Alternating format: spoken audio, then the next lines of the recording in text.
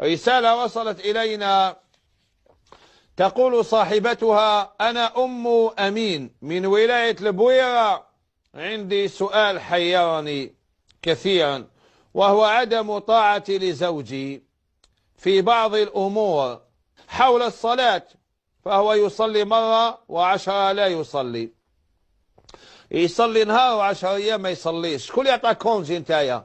شكون يعطاك كونجي؟ شكون يعطاك 10 أيام؟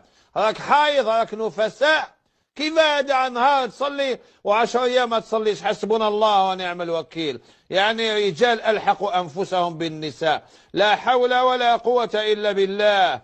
ورأيته بأم عيني يأكل رمضان، لا حول ولا قوة إلا بالله، لكنه لا يشرب ولا يأكل، فقط يضع الشم، لا حول ولا قوة إلا بالله.